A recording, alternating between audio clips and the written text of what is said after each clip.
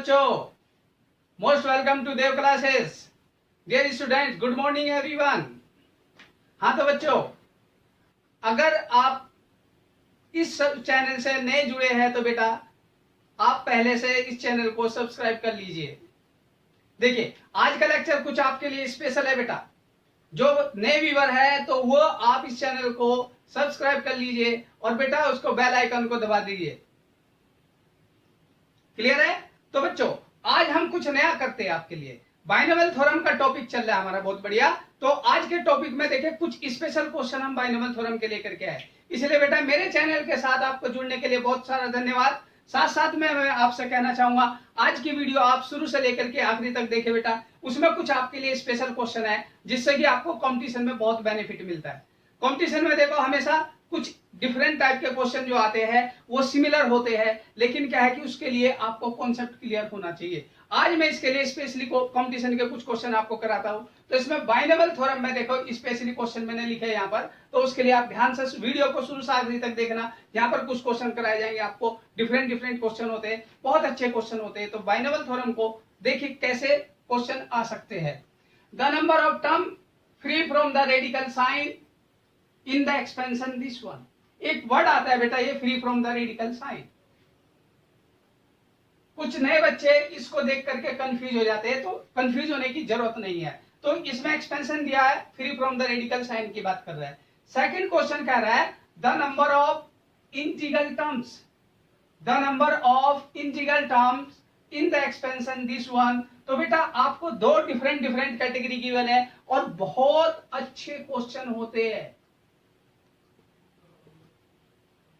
तो आपको दोनों कैटेगरी आनी चाहिए। ध्यान से समझना क्वेश्चन क्या कह रहा है। मेरे पास जो पहला क्वेश्चन है बेटा उसको ध्यान से समझिए।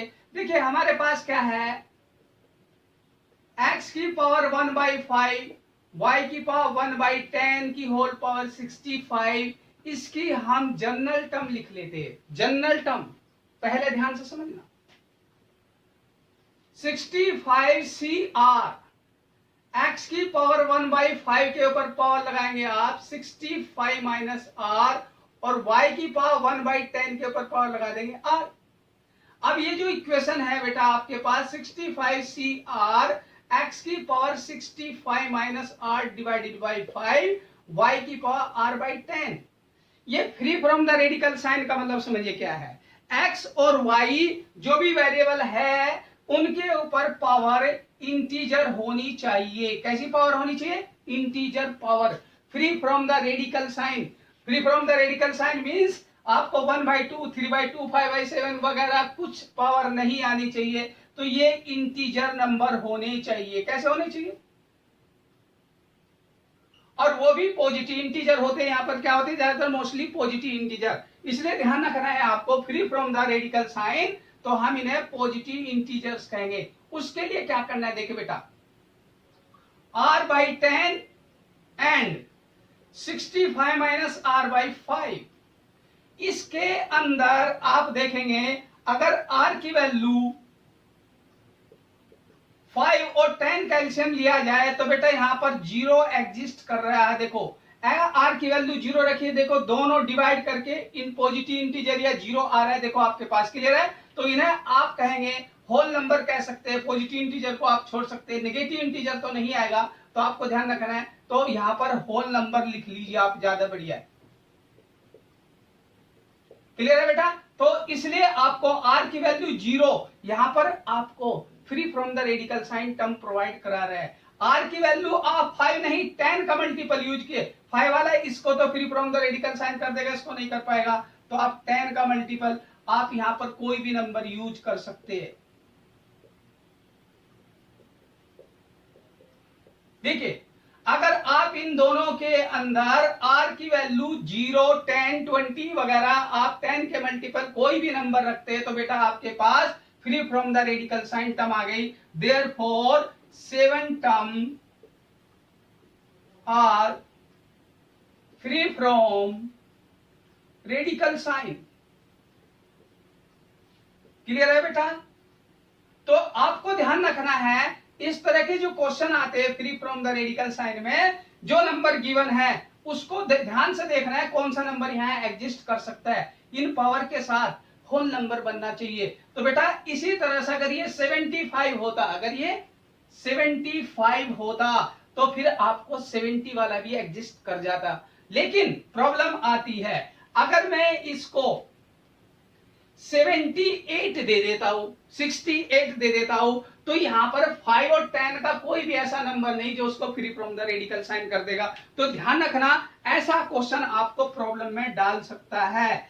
x की पावर 1/5, y की पावर 1/10 और यहां पर किसी ने 68 पावर दे दिया।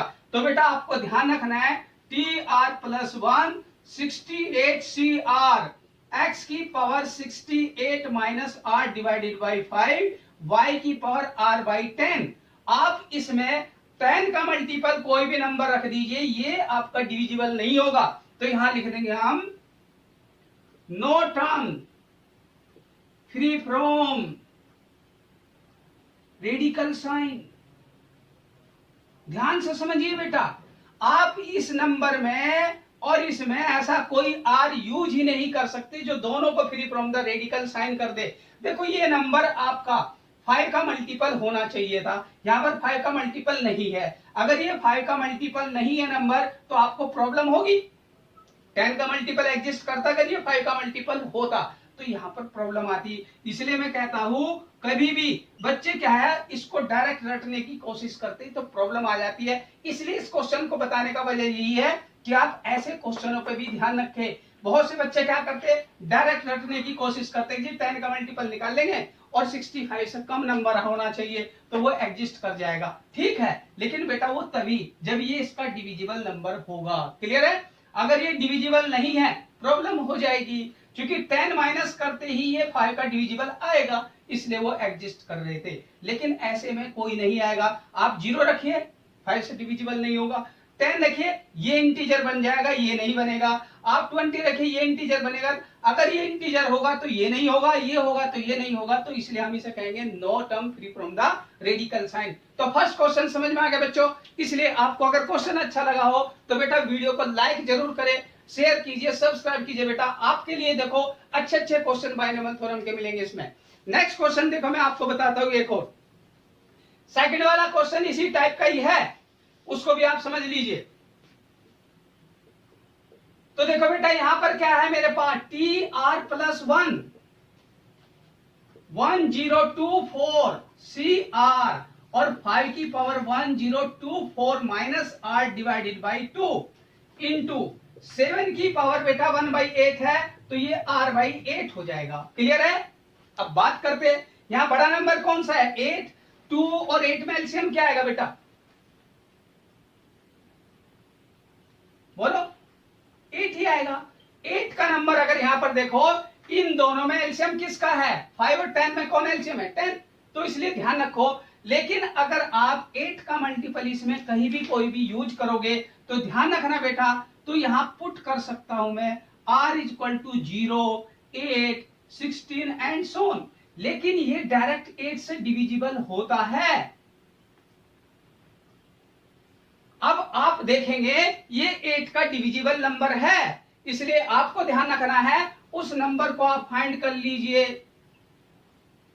जब आप इसे 8 से डिवाइड करेंगे बेटा, ये 1 देगा। देखो आपको यहां मिला 2, ये 2 तो ये देगा 6। यहां पर कितना हो गया आपके पास 2, तो कितना मिला बेटा आपको 6, यहां मिला तो ये हो गया 8। तो 128 टर्म ये है, तो ये कितना होगा, therefore 129 terms are integral term कहलाएगी। बेटा ध्यान से समझना, इंटीग्रल टर्म की बात हो रही है, 0 भी एग्जिस्ट करेगा, 0 के साथ साथ 128 टर्म और आएगी, और 128 टर्म जो होगी आपके पास साथ साथ में 0, तो इसलिए 129 टर्म आर इंटीग्रल टर्म कहलाएगी। क्या कहलाएगी, इंटीग्रल। क्यों कहा गया बेटा, यहां पर ये इंटीजर नंबर है, ध्यान से समझो, ये इंटीजर नंबर है, इंटीजर ही ये कहलाता है, इंटीजर ही ये कहलाएंगे। जब ये इंटीजर बन जाएंगे तो टोटल टर्म जो निकल के आएगी वो इंटीजर टर्म कहलाएगी। इसलिए यहां free from the radical sign का यूज नहीं हुआ, इसे कहा जाएगा इंटीग्रल टर्म। क्या कहा जाएगा, इसमें x और y है, क्या है, xy वेरिएबल है। जब एक्स वाई वेरिएबल होगा तो उसे इंटीग्रल टर्म नहीं कहेंगे, उसे कहेंगे बेटा free from the radical sign. तो free from the radical sign होगा तो इस तरह की बात आएगी, ठीक है। अगर इंटीजर नंबर है तो उसमें इंटीजर नंबर की बात आएगी। याद रखो, इस पर भी क्वेश्चन ध्यान रखना, गड़बड़ कर जाएगा। अगर कोई एग्जाम्पल आपको दे दे 5 की पावर 1/2 प्लस 7 की पावर 1/8, क्लियर है, और बेटा यहाँ किसी ने 125 दे दिया, अब गड़बड़ हो जाएगा। क्योंकि ये इवन नंबर नहीं है तो 2 का डिविजिबल नंबर नहीं देगा। हाँ 126 चल जाएगा। आप 5 की पावर 1/2 प्लस 7 की पावर 1/8 1026, इसमें 129 टर्म ही आएगी। याद रखना इसमें नो आएगी, नो इंटीग्रल टर्म। कैलकुलेट करके देख लेना बेटा। इसलिए आपको ध्यान रखना है, कॉन्सेप्ट जो है एक्चुअल उस कॉन्सेप्ट को समझिए। क्योंकि बेटा ये नंबर होल नंबर में कन्वर्ट होना चाहिए। ये होल नंबर में कन्वर्ट होगे कब? जब इन दोनों का एलसीएम यूज किया जाए और उसको यूज करके ये डिविजिबल कहलाए, तो तब जा करके आपको इस तरह के नंबर कहलाएंगे। यहाँ पर कोई भी नंबर नहीं आएगा। 125 माइनस के 0 कर लो, नहीं डिविजिबल है। 125 माइनस के 8 कर लो, तब भी 2 से डिविजिबल नहीं होगा। तो इसमें नो इंटीजर टर्म, क्लियर है। तो इस तरह से क्वेश्चन को नोट कीजिए। और मैं समझता हूं दोनों के दोनों क्वेश्चन आपको किसी भी तरह से कंफ्यूज नहीं करेंगे बेटा। कंपटीशन में कितना भी घुमा के लिखेगा आपको प्रॉब्लम नहीं होगी इस टाइप के दोनों क्वेश्चनों में। तो नोट कीजिए, और बेटा वीडियो लगे तो लाइक जरूर करना, ठीक है ना। तो इसके बाद मैं नेक्स्ट क्वेश्चन आपको बताता हूँ। हाँ तो बच्चों देखो, बाइनोमियल थ्योरम में नेक्स्ट क्वेश्चन की बात करते हैं बेटा। नेक्स्ट क्वेश्चन कह रहा है हमारा, the value of 95C4 plus summation of j equal to 1 to 5 100 minus jC3 is, ये ऑप्शन गिवन है बेटा, क्लियर है। यहाँ पर थर्ड और सेकंड को नेक्स्ट क्वेश्चन क्या कह रहा है, द कोफिशिएंट ऑफ x की power 5 in the expansion of this one is this one. दोनों स्पेशल क्वेश्चन होते, बहुत ही स्पेशल क्वेश्चन होते हैं। और याद रखो बाइनोमियल थ्योरम का एक भी क्वेश्चन आपको यहाँ पर ऐसा नहीं मिलेगा जिसकी इंपोर्टेंस ना हो। ऑलरेडी आईआईटी में इनका बहुत बड़ा दबदबा रहा बेटा। ये क्वेश्चन अपने टाइम के बहुत अच्छे क्वेश्चनों में आते हैं, और साथ में आजकल कंपटीशन में वो क्वेश्चन कहीं न कहीं जेईई मेन में या अदर इंजीनियरिंग एंट्रेंस एग्जामिनेशन में कहीं न कहीं रिपीट होते रहते हैं। तो आपको ध्यान रखना है, पहला आपका बेस या कंपटीशन तो है थोड़ा बढ़िया होना चाहिए। देखिए यहाँ पर देखो बेटा, नेक्स्ट क्वेश्चन क्या कह रहा है मेरा, सॉल्यूशन की बात करता हूं। आपको गिवन है 95C4 plus summation of j equal to 1 to 5, और ये दे रखा है 100 माइनस jC3, क्लियर है। तो बेटा इसको आप ब्रेक कर सकते हो। 1 रखूंगा मैं, 2 रखूंगा, 3 रखूंगा, इस तरह से अलग अलग नंबर रख करके ये इक्वेशन बन गई। 1 रख करके 99C3, 98C3, 97C3, 96C3 और बेटा 95C3। कोई डाउट? क्लियर है। अब मैं इनको अगर भाई दे असेंडिंग ऑर्डर में लिख देता हूं तो बढ़िया है। तो ये 95C4 और 95C3 plus 96C3, 97C3, 98C3, 99C3, clear है बेटा। आपको बस पहले तो ये लिखना है, नहीं भी लिखोगे तो माइंड में सेट होना चाहिए। ये दोनों मिलकर के आपको आंसर देंगे 96C4। आपको याद क्या करना था, यहां पर याद होना चाहिए आपका फॉर्मूला। हम कई बार आपको बता चुके बेटा, NCR प्लस 1 बड़े वाले के साथ ऊपर एक नंबर बढ़ के आएगा, क्लियर है। अगर आपको ये प्रॉपर्टी अप्लाई नहीं करनी आती तो बाइनोमियल का कोई ना क्वेश्चन छूटेगा जरूर, क्योंकि बहुत इंपॉर्टेंट बाइनोमियल की प्रॉपर्टी है बेटा। इसलिए आपका ये बन गया दिस वन, बाकी रहा ये। तो 96C3 ये फिर मिलकर के क्या देगा आपको 97C4, क्लियर है। इसी तरह फिर 97C3 आपके पास है, क्लियर है। तो मैं आपको एक्सप्लेन कर देता हूं। 97C3 फिर इसके साथ मिलेगा, पहले दोनों मिलकर के दिस वन देंगे, फिर ये वैल्यू इसके साथ मिलकर के दिस वन आ गया। अब ये वैल्यू इसके साथ मिलकर के क्या देगा 98C4, बड़े वाले के साथ हमेशा नंबर, क्लियर है बेटा। इस तरह से आपके पास ये 98C3 यहाँ ऐड हो जाएगा, और 98C3 मिलकर के क्या देगा 99C4 फिर 99C3 आपके पास अवेलेबल था, तो 100C4 कहेंगे। लेकिन ये बेटा कभी कभी गड़बड़ कर देता है 96, क्योंकि आपको दूसरी प्रॉपर्टी भी हमेशा याद रखनी चाहिए, NCR equal to N-R।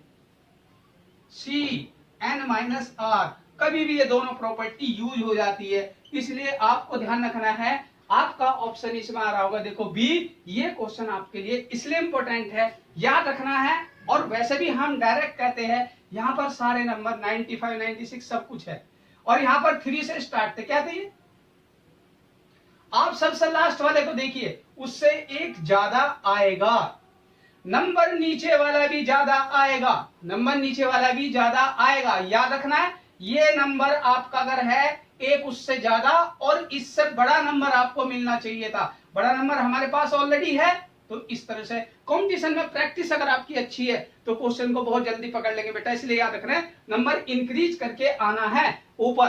Clear है? तो आपके पास यहाँ बड़ा नंबर ऑलरेडी था, ये चीज आपको ध्यान रखनी है। अब देखिए मैं इसी क्वेश्चन को यहां पर देखिए बेटा, इसमें x की पावर 5, कोफिशिएंट ऑफ x की पावर 5, तो मेरे पास क्या आ रहा है 21C5 आएगा बेटा। इसमें x की पावर 5 का कोफिशिएंट क्या आएगा 21C5।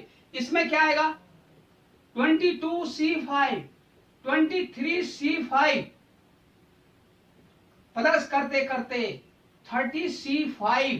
आप इसको भी ऐसे लिख सकते हो, देखिए इसका x की पावर 5 का कोफिशिएंट आएगा 21C5, यहां से आएगा 22C5, इसी तरह से 30C5।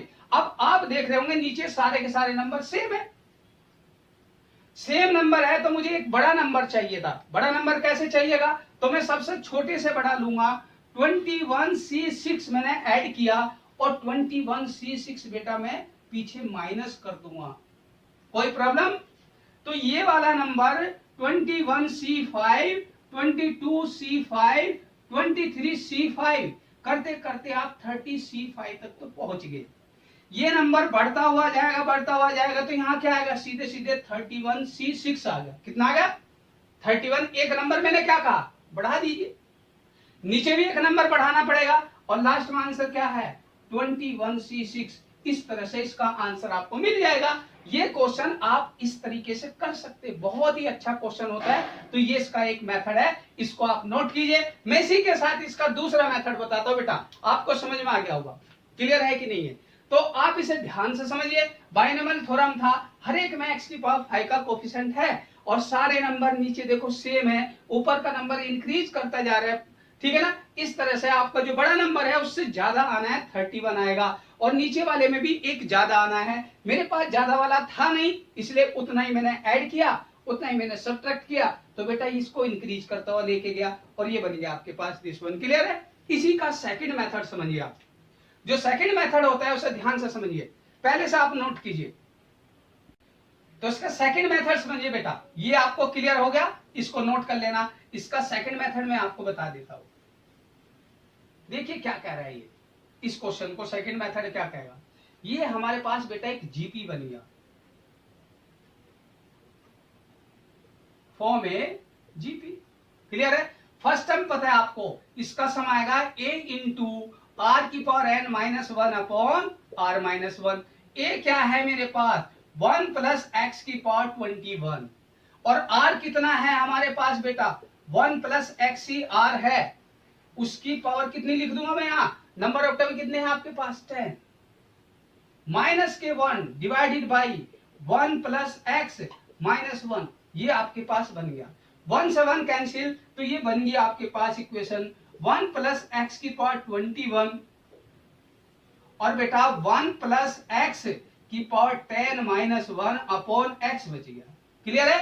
अब इसको मैं अंदर ले जाता हूं, ये 1 प्लस एक्स की पावर 31 माइनस 1 प्लस एक्स की पावर 21 डिवाइडेड बाई एक्स। ध्यान से देखो, ये ज्यादा इंपॉर्टेंट हम कहते हैं क्वेश्चन, क्योंकि ये मेथड इससे भी बढ़िया है। याद रखिए, जीपी स्पेशली, जीपी के ऊपर स्पेशली क्वेश्चन बेटा मेरी तरफ से आप जीपी के लिए स्पेशली पढ़ के जाइए, क्योंकि जीपी पे बाइनोमियल थ्योरम में क्वेश्चन ज्यादा आने के चांसेस रहते हैं। एक जीपी अलग से माइंड में सेट कर लीजिए, जीपी में कोई सीरीज मिल सकती है, इसमें कोफिशिएंट ही पूछा जाएगा। क्लियर है? अब ये बात आ गई। अब बेटा मुझे चाहिए कोफिशिएंट ऑफ x की पावर 5। क्या चाहिए? कोफिशिएंट ऑफ x की पावर 5। और कोफिशिएंट ऑफ x की पावर 5 नीचे x डिवाइड में है, इसका मतलब मुझे x की पावर 6 यहां से निकालना पड़ेगा, x की पावर 6 यहां से, तो देयरफॉर कोफिशिएंट ऑफ x की पावर 5, तो आप लिखेंगे क्या बेटा? 31 C6 माइनस के 21 C6, क्योंकि आप 6 पावर का कोफिशिएंट यहां से निकालिए, x से डिवाइड होकर के x की पावर 5 बचेगा, 6 पावर का कोफिशिएंट यहां से निकालिए, x से डिवाइड करके 5 पावर बचेगा। ये आंसर कहलाएगा। जीपी कितनी भी कॉम्प्लिकेटेड होगी तो आप इससे बेहतर आंसर निकाल लेंगे। याद रखना है बेटा, ये चीजें अच्छा फॉर्म है तो जीपी के ऊपर एक अच्छी इक्वेशन आती है, तो आपको ध्यान रखना है, इसी से आपको जीपी रट लेना चाहिए, बेहतर है। अगर जीपी में है तो बहुत अच्छे क्वेश्चन जीपी पे आते हैं, इसलिए आप जीपी को समझिए। और अरिथमेटिक प्रोग्रेशन, ज्योमेट्रिक प्रोग्रेशन सब लोग सीक्वेंस एंड सीरीज पढ़ के जाते हैं, तो बेहतर हम इसको कभी ना छोड़े। बाइनोमियल थ्योरम को हो सकता है ये वहां पर ना करे तो बेहतर ये हो सकता है। क्लियर? कुछ क्वेश्चन ऐसे हैं जो इससे नहीं होंगे, क्योंकि वहां कॉम्प्लिकेटेड इक्वेशन आती, प्रॉब्लम आ सकती है, तो ये मेथड सबसे बढ़िया है, इसको नोट कीजिए। और दोनों क्वेश्चनों को बेटा रट के जाना है। जेई मेन, जेई एडवांस वगैरह में कहीं ना कहीं सपोर्ट करते हैं, इसलिए क्वेश्चन बहुत बढ़िया होते हैं, नोट कीजिए इनको। हाँ तो बच्चों आपके लिए देखिए कुछ क्वेश्चन, ये तो बिल्कुल ही स्पेशल क्वेश्चन है आपके पास दोनों। देखिए बेटा ध्यान से देखना, ये आज के लिए आपके लिए बहुत ही स्पेशल क्वेश्चन है, बहुत ही ज्यादा। देखिए क्या कहता है क्वेश्चन आपका first, if fx equal to x की power n then the value of f2 plus f dash 2 divided by factorial 1 plus f double dash 2 upon factorial 2 and so on f n 2 upon factorial n। यहां पर f dash f double dash का मतलब है derivative, first derivative, second derivative, third nth derivative, इस function का nth derivative. और बेटा इस पूरी इक्वेशन का सम पूछा है, लेकिन याद रखो ये क्वेश्चन और भी बहुत अच्छा होता है अगर इसमें 1 रख दिया जाए, इसमें 3 रख दिया जाए। आप देखेंगे ये क्वेश्चन मल्टीपल टाइप का क्वेश्चन है, तो आप इसको ध्यान रखिए, ये हमेशा तैयार रहना चाहिए। ये क्वेश्चन कंपटीशन में जाने से पहले हमेशा हर बच्चे को तैयार रहना चाहिए, तभी जाकर के कहीं ना कहीं डिफरेंशिएशन में मिलेगा ये क्वेश्चन। आप मेरी डिफरेंशिएशन वाली वीडियो में भी देख सकते हैं, उस क्वेश्चन को एज इट इज आपको मिल जाएगा। देखिए बेटा यहां पर क्या है, ये क्वेश्चन क्या कहता है, देखिए आपको पता है f(x) क्या है, x की पावर n है, f डैश x क्या बन जाएगा, n इंटू x की पावर n माइनस 1। कोई प्रॉब्लम? f डबल डैश क्या होगा बेटा, n into n minus 1 x की पावर n माइनस 2। क्लियर है? इसी तरह से आप करते करते इसका n टाइम डिफरेंशिएशन कर देंगे, ये n into n minus 1 n minus 2। देखिए बेटा थोड़ा साइज छोटा दिख रहा होगा, आपको ध्यान देना है, डेरिवेटिव आपको आता है। क्लियर है? और बेटा इसके हिसाब से आपके पास 3 2 1 लास्ट में x की पावर 0 बचेगा। क्लियर है? जब आप इसको 1 फैक्टोरियल से डिवाइड करेंगे तो लेफ्ट हैंड साइड में भी राइट हैंड साइड में, दोनों साइड में, क्लियर है? इसको आप फैक्टोरियल 2 से डिवाइड कीजिए तो क्या बन गया, ये फैक्टोरियल 2 बन गया। इसको फैक्टोरियल n से डिवाइड कीजिए बेटा तो यहाँ फैक्टोरियल n से डिवाइड हो गया। क्लियर है कि नहीं?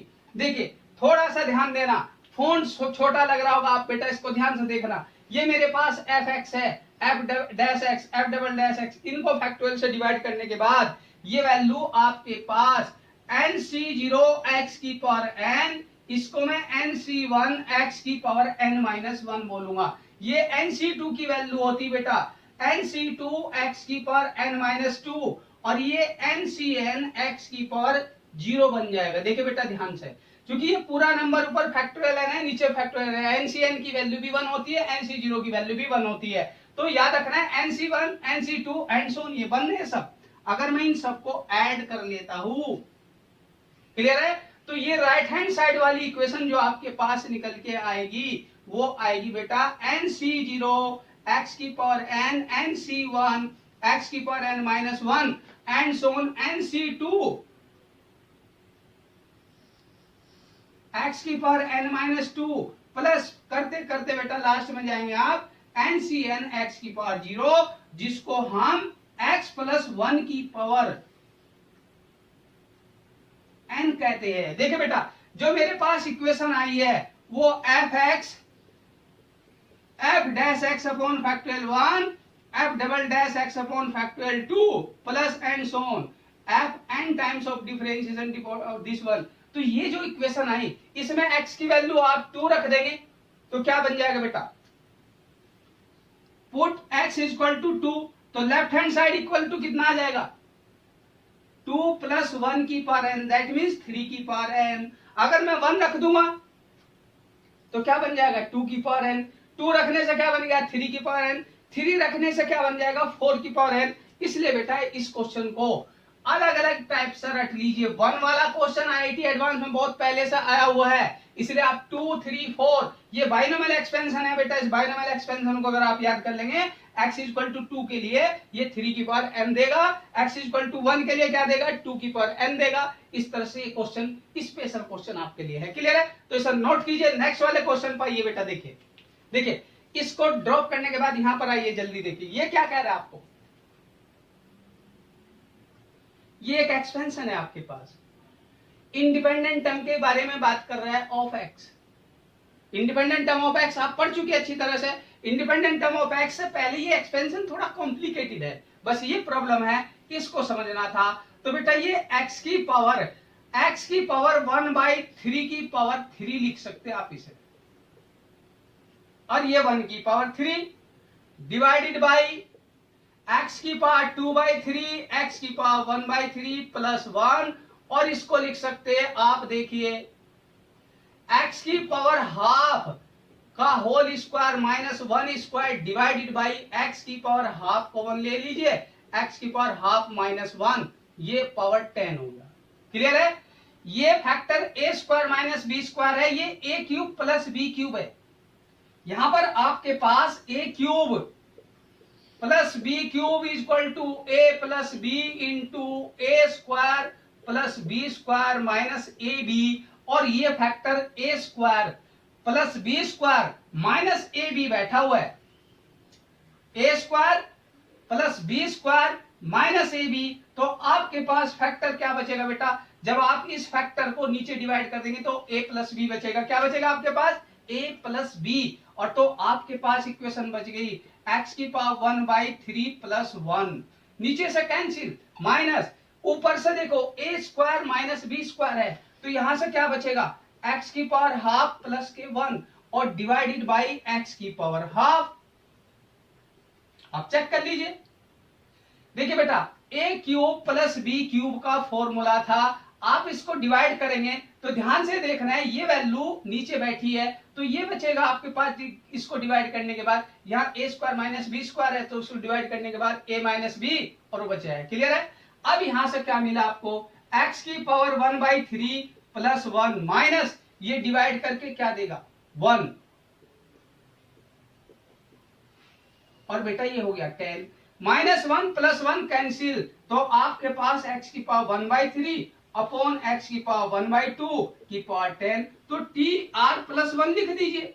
क्लियर है? tr प्लस 1 क्या हो जाएगा 10cr, x की पावर आपके पास 10 माइनस r आएगा, तो इसे लिख दूंगा मैं 10 माइनस r डिवाइडेड बाई 3, और ये x की पावर कितना था माइनस हाफ, तो आप इसे क्या लिखेंगे बेटा। क्लियर है? तो आप इसको माइनस 1/3 पॉजिटिव है पावर, यहाँ माइनस 1/3, ये नंबर आपको दोनों मिला करके इकट्ठे करके 0 के इक्वल रखने हैं बेटा। तो आप x की पावर को इकट्ठा करेंगे 10cr, x की पावर 10 माइनस r, इसको 0 के इक्वल रख दीजिए, और जब इसे 0 के इक्वल रखेंगे बेटा तब आपको कोई वैल्यू मिलेगी, क्योंकि x की पावर 0 होने से ही इंडिपेंडेंट टर्म ऑफ x बनेगा। जब आप इसे 0 के इक्वल रखेंगे तो यहां से आपके पास कुछ वैल्यू निकल के आएगी, तो आप क्या लिखेंगे 10 minus r divided by 3 minus r/2 equal to 0, तो बेटा ये हो जाएगा आपके पास 20 माइनस 2r माइनस के 3r इक्वल टू 0, तो आपके पास बन गया 20 माइनस के 5r इक्वल टू 0। चूंकि एलसीएम लिया खत्म, r की वैल्यू कितनी आ गई 4, कितनी आ गई r की वैल्यू 4, और बेटा r की वैल्यू 4 आ गई तो ये तो खत्म हो गया। Therefore 10c4 is the independent term of x। तो इन्होंने कोफिशिएंट पूछा था, इसकी वैल्यू कैलकुलेट करना बेटा 210 आती है। 210 आपके पास ऑप्शन है, याद रखना है। आर की वैल्यू 4 यहां पर रखूंगा, आर की वैल्यू 4 ये रख करके तो 0 हो गया एक्स की पावर, तो मेरे पास जो इंडिपेंडेंट टर्म ऑफ एक्स आएगा वो आर की वैल्यू 4 पाएगा, और 10c4 की वैल्यू क्या आएगी 210। कैलकुलेट कीजिए, आपका आंसर आ जाएगा। क्लियर बेटा? तो इस तरह से हमारे पास ये दोनों बाइनोमियल थ्योरम के क्वेश्चन थे, स्पेशल क्वेश्चन है। यहां पर आकर के बच्चे उलझ जाते, करना क्या है, ये ए क्यूब प्लस बी क्यूब है, ये ए स्क्वायर माइनस बी स्क्वायर है, सिंपल सी बात है। कैलकुलेट कीजिए, आपकी कैलकुलेट मैंने पहले बोला है, बाइनोमियल थ्योरम स्पेशली कैलकुलेशन वाला चैप्टर है, ये कोई मैथमेटिक्स को स्पेशली आपका जो है पूरा कैलकुलेशन, जिसकी कैलकुलेशन स्ट्रॉन्ग है वो बच्चा बाइनोमियल थ्योरम को अच्छा समझ पाता है। अगर बेटा इसे समझिए आसान नहीं है, क्योंकि कैलकुलेशन बढ़िया होगी तो चैप्टर बढ़िया कहलाएगा, अपने आप इसमें आंसर आते हैं, नहीं तो कहीं ना कहीं गलत हो जाता है। तो इस तरह से बाइनोमियल थ्योरम के क्वेश्चन है, और सारे क्वेश्चन बेटा अगर अच्छे लगे तो बेटा मेरी वीडियो को लाइक जरूर करना, शेयर करना बेटा, कमेंट्स करना, और जिसने सब्सक्राइब नहीं किया हो चैनल को बेटा वे सब्सक्राइब कर लीजिए और बेल आइकन को दबा लेना बेटा। इस तरह से आपके पास बाइनोमियल थ्योरम के कुछ अच्छे क्वेश्चन लेकर के नेक्स्ट वीडियो में लेकर के आऊंगा। तब तक के लिए बेटा thanks to everyone dear students.